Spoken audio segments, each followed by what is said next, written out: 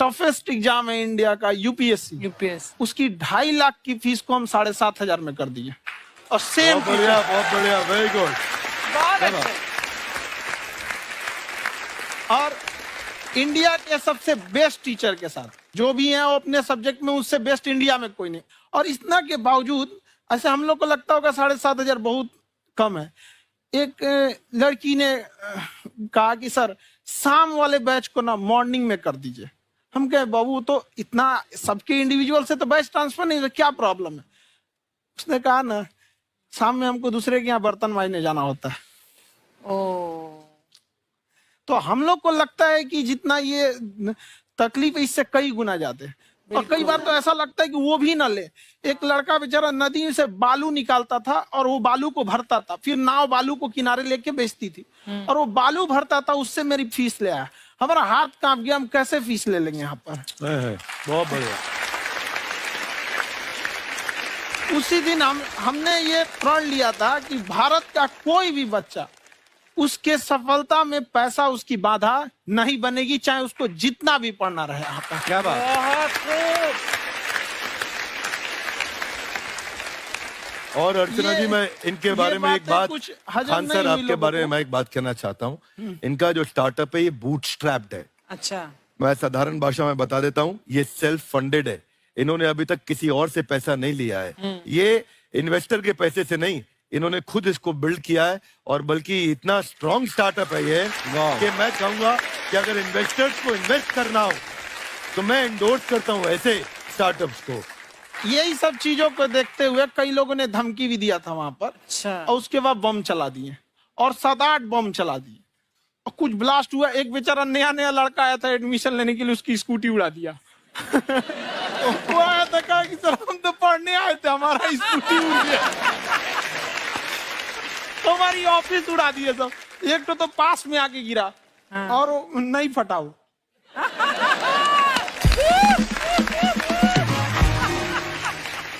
बाद में बहुत सारे लोग धमकियां दिए, लेकिन कहते हैं ना सूरज कितना भी तेज चमक ले समंदर नहीं सुखा सकता। वाह वाह वाह, क्या बात है। मैम एक्चुअली ये फीस कम करने का एक और रीजन है। 2.5 लाख 3 लाख की जो फीस में सब लोग पढ़ाई एफोर्ड नहीं कर पाते, इसलिए वो कुछ ही लोग एफोर्ड कर पाते हैं, तो उनका मेंटल लेवल तो बहुत ऊपर चला जाता है। लेकिन एक पूरे देश का मेंटल लेवल थोड़ा सा स्टेबल नहीं हो पाता।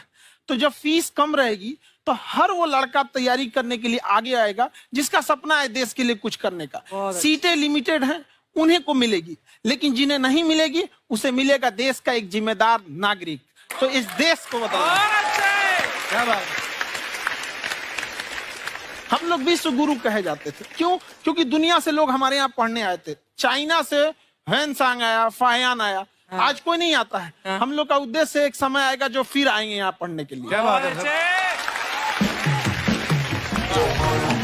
पर आप देखो अर्चना जी, सबसे ज्यादा आईपीएस आईएएस बिहार से निकलते हैं। आप देखो पढ़ाई लिखाई में पॉलिटिशियन बहुत बड़े बड़े निकले हैं। तो ऐसा नहीं है, हर जगह ऑप्शन भी नहीं है वहाँ पे, इंडस्ट्री नहीं है, खेती करेगा तो कोई खास वो नहीं रहे, ऑप्शन भी नहीं है। सही बात है। बिहार की मिट्टी में एक चीज है, जिद तो बहुत जबरदस्त है। कुछ भी नहीं रहेगा तो सब कुछ पाने का उसको जिद रहेगा, करके भी दिखा देगा। वहाँ पे कर देंगे हम यहाँ पे।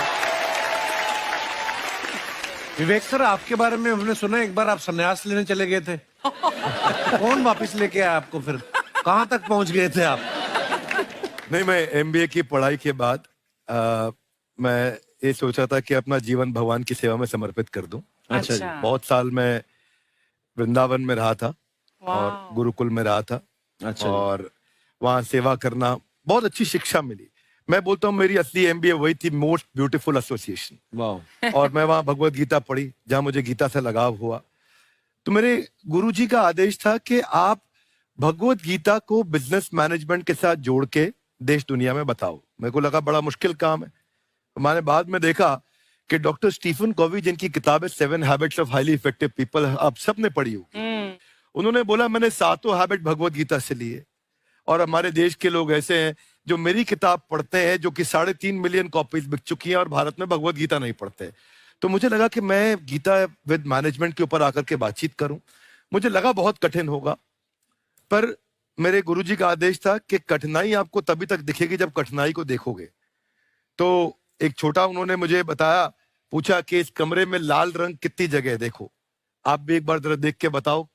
कुछ 7-8 जगह लाल रंग दिख रहा है यहाँ पे आपको? 1 ये 2, वो लाल रंग टी शर्ट पे 3 4 5, ये लाल हो गया 6, उधर लाल हो गया 7, एप्पल लाल, बिल्कुल ठीक 7। पर जब आप लाल रंग ढूंढ रहे थे तो क्या आपको हरा रंग दिख रहा था? Yes no? नहीं। जब आप लाल रंग ढूंढ रहे थे तो क्या आपको काला रंग दिख रहा था? Yes no? नहीं। नो। जिंदगी भी ऐसी है, जो ढूंढोगे वही मिलेगा, बाकी कुछ नहीं मिलेगा। तो उन्होंने कहा कि आप इसी सोल्यूशन पे फोकस करो और गीता के मैसेज को पहुंचाओ। तो मैं बिजनेस मैनेजमेंट के प्रोग्राम्स कॉर्पोरेट्स में करने शुरू किए, क्योंकि गीता पहला मोटिवेशनल सेमिनार जो पृथ्वी के इतिहास में कपिल जी हुआ, वो कृष्ण ने दिया था। पहले मोटिवेशनल स्पीकर इस पृथ्वी के इतिहास के कृष्ण थे, जिन्होंने अर्जुन को रणभूमि में मोटिवेट किया था। बड़ी पेशेंस कृष्ण ने अपने लीडरशिप क्वालिटी से दिखाई। वो मुझसे मुझे बड़ा इंस्पायर किया, वो चर्चा ने इंस्पायर किया, और डिस्कशन ने इंस्पायर किया। तो उस डिस्कशन को मैं आज भी लेके चलता हूँ अपने साथ।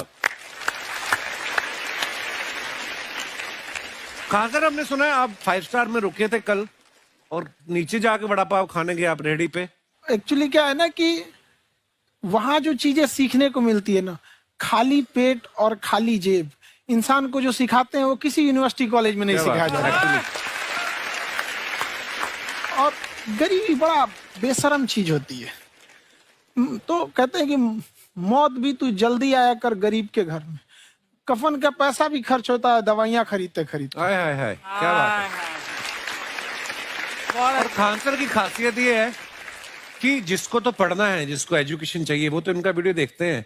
लेकिन वैसे भी कई लोग, जैसे अर्चना जी बात करी थी, कहती मैंने जब देखना शुरू किया तो मैंने बैक टू बैक इतने सारे वीडियोस देखे, क्योंकि आपका जो तरीका जो बोलने में, एक तो इनकी जो टोन है पढ़ाने में, और साथ साथ में जो ह्यूमर आता रहता है, तो उसकी वजह से और भी इंटरेस्टिंग हो जाते हैं आपके वीडियो। शुरुआत में हम लोग जब स्टूडेंट लाइफ में थे, या हम कई स्टूडेंट को भी देखते हैं, वो बेचारे जब थक जाते हैं तो आपका शो देखने लगते हैं।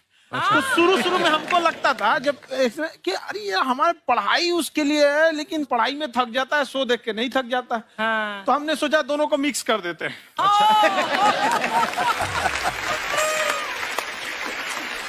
तो हमने उसको, और आज आपको पता नहीं, हमने भी यही किया है। मिक्स करने। हमारे एजुकेशन सिस्टम में 2 कमी है, एक एजुकेशन की, दूसरा सिस्टम की। आप पटना से हैं ना?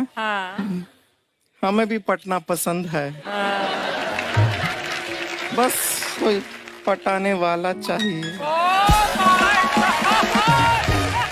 नहीं, मजाक नहीं कर रहे हैं। आपका जो चैनल है, हम दिन में 10 बार आपके चैनल को सब्सक्राइब करते हैं। दिन में? अरे हाँ, और बेल आइकन तो हम इतना जोर से दबाते हैं कि बाकी यूट्यूब वाले बाहर निकल के देखते हैं कि ये कौन है जिसने इनका चैनल इतना जोर से दबा दिया बेल आइकन। बुढ़िया, तो ये शर्म नहीं आती? आते ही फ्लर्ट शुरू कर दिया ना तूने। तो जाते हुए करते हैं क्या? विवेक जी नमस्ते। आपसे एक काम था छोटा सा, कर देंगे आप? ये क्यों करेंगे? नहीं, गुरुजी हमेशा अपने वीडियो में कहते हैं कि विवेक से काम लो, विवेक से काम लो। विवेक मतलब दिमाग से काम लो आप। हाँ, तो विवेक जी अपने दिमाग से ही काम लेंगे। बहुत दिमाग है उनके पास। ये देखिए, जो आदमी, आप हमें बताइए, जो आदमी बिना फिल्म किए कपिल शर्मा शो में आ गया, कितना दिमाग होगा उसके पास। लेकिन एक बात है जिसकी वजह से हम आप तीनों से नाराज हैं। क्यों? क्या बात? हर चीज में मोटिवेट मोटिवेट मोटिवेट क्या होता है?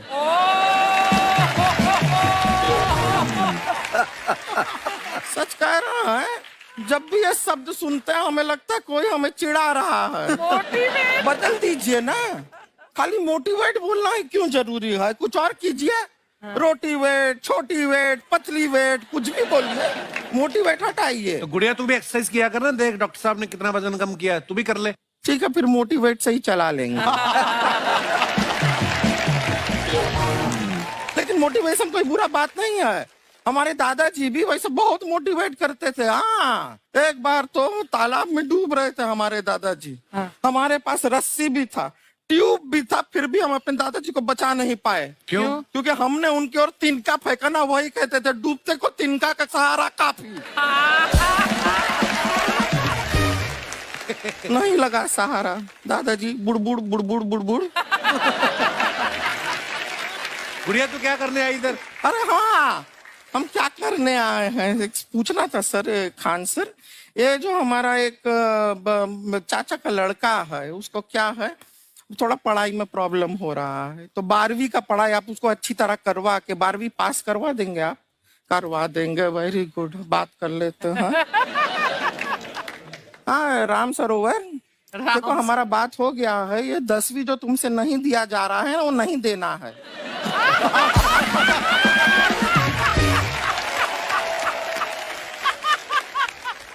टेंशन नहीं है, 10वीं का खान सर से बात हुआ, ये सीधा 12वीं पढ़ा के पास कर देंगे। अरे ऐसे नहीं होता, पहले 10वीं पास करनी पड़ेगी, फिर 12वीं होगी ना। ऐसा कोई जरूरी नहीं है ये सीक्वेंस। क्यों? हमारे मौसा जी थे, उनसे ना 10वीं हुई ना 12वीं हुई, अभी 3 दिन पहले सीधा उनकी 13वीं हुई।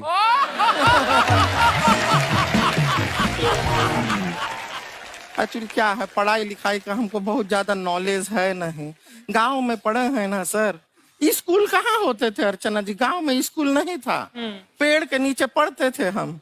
यहाँ तक कि हमारे पास ब्लैक बोर्ड भी नहीं था, हमारे मोहल्ले की जो भैंसिया थी उसको खड़ा करके टीचर उसके ऊपर लिख के पढ़ाती थी। मजाक नहीं कर रहे हैं। और आप तो समझ रहे हैं, अभी ब्लैक बोर्ड की एक अटैच डस्टर था बैक बोर्ड का, समझ रहे हैं ऐसा, वो पीछे से आता था, लिखा हुआ मिटाता था और चला जाता था। ये तो कुछ भी नहीं है। एक बार क्या हुआ, हमारा स्कूल शुरू हुआ, शुरू होते ही 2 महीने के लिए छुट्टियां हो गई। क्यों? ब्लैक बोर्ड ने बछड़ा दिया था ना।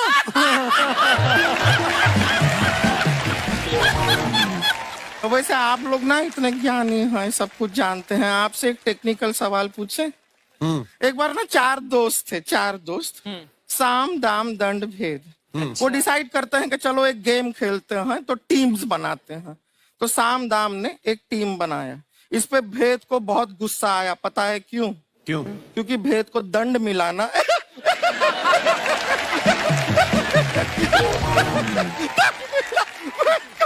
ये सिर्फ हंसती नहीं है सर, थोड़ा सा पेट्रोल पिला दो स्टार्ट भी हो जाती है। इतना है कि और भी बता दीजिए, जब हम बीमार होते हैं हम डॉक्टर के पास नहीं मैकेनिक के पास जाते हैं, और डिटेल दे दीजिए। ऐसा कुछ नहीं है सर, ये बोलते हैं खाली। लेकिन अभी एक रिक्वेस्ट था सर, हमारा एक भाई है, पुरुषोत्तम नाम है उसका, वो गांव से आया हुआ है, आप लोग थोड़ा उससे सब बातचीत करेंगे, थोड़ा उसको प्रोत्साहन देंगे। और शर्मा जी, आपसे भी एक रिक्वेस्ट था, आपसे हमने कभी कुछ मांगा नहीं है, पुरुषोत्तम आएगा ना, एक बार बस उससे कह दीजिएगा, पुरुषोत्तम तुम कितने हैंडसम हो। मैंने देखा ही नहीं अभी तक। हाँ तो देख के बस बोल दीजिएगा तुम ठीक है। कितने हैंडसम हो, ऐसा बोल दीजिएगा प्लीज। ठीक है। हम बुला लेते हैं पुरुषोत्तम।